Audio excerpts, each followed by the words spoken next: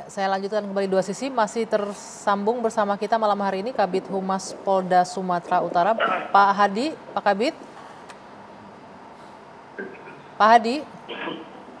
Ya, halo. Ya, Pak Hadi, ini tadi kita berbincang, mungkin Pak Hadi juga menyimak tadi Pak Jamin Ginting menyebutkan ini tidak hanya potensi pelanggaran etik sebenarnya untuk AKBP Akhirudin, tapi juga ada potensi pidana karena ada tadi pasal 531 dan juga berperan ada pembiaran di situ ya Bang ya, membantu tidak melerai juga di situ, malah membiarkan itu terjadi. Apakah polisi juga melihat ke arah sana untuk memproses ayah dari pelaku ini, tidak hanya pelanggaran etik?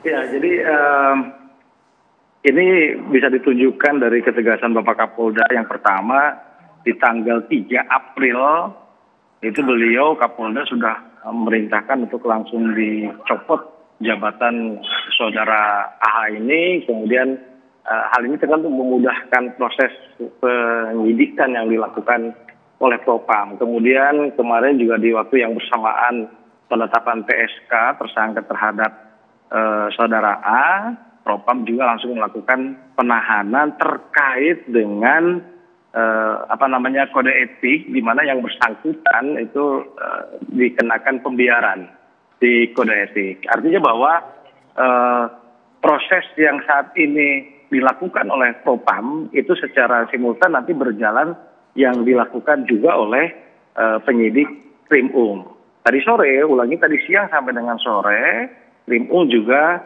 melakukan pemeriksaan kepada saudara AH terkait dengan saksi dari peristiwa yang terjadi di tanggal 22 dini hari itu. Jadi sekali lagi nanti kita tunggu proses yang sedang berjalan di Propam dan di Reserse Kriminal Umum ini, untuk hasilnya nanti kita sampaikan kembali. Oke, baik. Berarti masih diproses itu Bang Jamin ya. Boleh digunakan mikrofonnya? Ya, jadi kalau kode etik itu kan konteksnya etik pembiaran. Sebagai polisi yang membiarkan. Sudah terbukti kan karena ditahan kan. Walaupun nanti nah ini ada relevansi yang saya katakan tadi di pasal 531 itu pembiaran juga, itu termasuk pasal yang relevan dengan kode etik itu. Jadi kemungkinan untuk bukti-buktinya sudah cukup lengkap seharusnya karena etiknya sendiri sudah dinyatakan sebagai pembiaran begitu. Tinggal menunggu polisinya mau memproses ke arah sana atau tidak. Iya, ke arah sana kelihatannya seperti itu. Harusnya ya. Dan kalau lihat penjelasannya Kabid, simultan antara penyidikan tindak pidananya sama etiknya jalan di dua-duanya. Nah ini tentu kedua belah pihak. Betul Pak Johnson, saat ini pun kita, halo? Ya silakan Pak Hadi. Ya silakan Pak Kabid. Ya, saat ini pun kita juga berjalan secara bersamaan di proses Propam, kemudian proses di Reserse Kriminal Umum.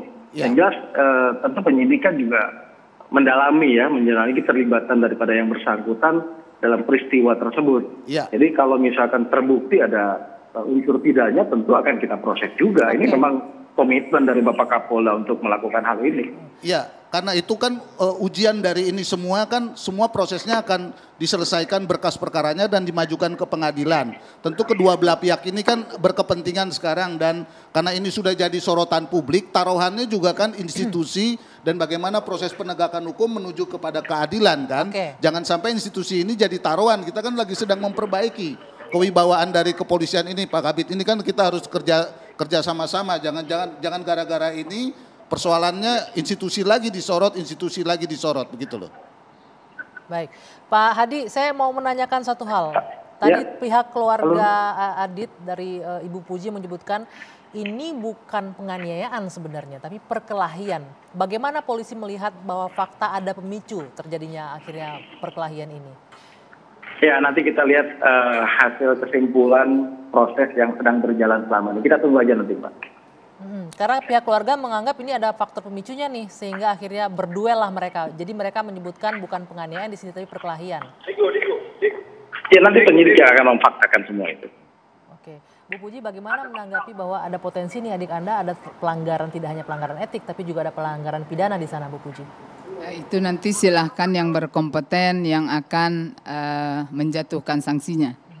Kami tidak mencampuri itu karena memang tidak kewenangan kami di situ. Betul, tidak kewenangan, tapi reaksi keluarga gimana bahwa adik Anda ini berpotensi melanggar pidana? Jelas kami tidak mengharapkan itu.